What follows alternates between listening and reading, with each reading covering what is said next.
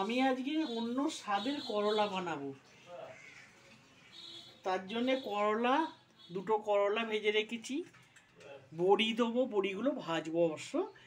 তাতে একটা আলু দিয়েছি, একটু অল্প বেগুন দিয়েছি, পেঁয়াজ দেবো একটু।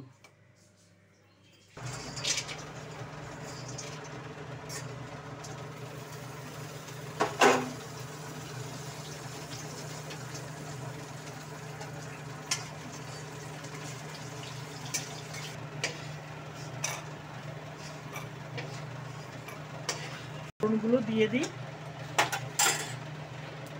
একটা শুকনো লঙ্কা দিলাম, দুটো তেজপাতা দিলাম, একটু জিরে দিলাম, একটু 5 ফোড়ন দিলাম, এটা ফোড়ন দিলাম, পেঁয়াজগুলো তুলে দিলাম।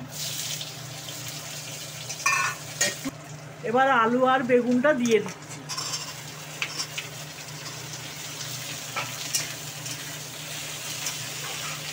মশলা বেটে রেখেছি, আদা রসুন লঙ্কা, আর এটা হলুদ, এটা জিরে, এটা ধনে জিরে আর নুন রেখেছিলাম। করলাটা দিয়ে দিলাম, মশলাগুলো দিয়ে দিলাম।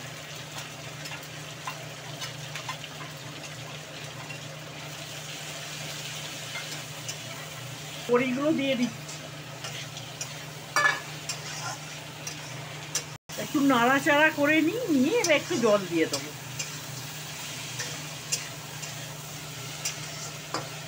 জলটা দিলাম।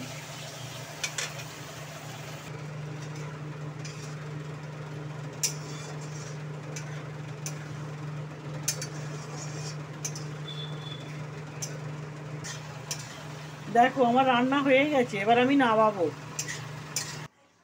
দেখো আমার হয়ে গেছে, এইভাবে বানিয়ে খেয়ে দেখো, ভাতে খুব ভালো লাগে খেতে।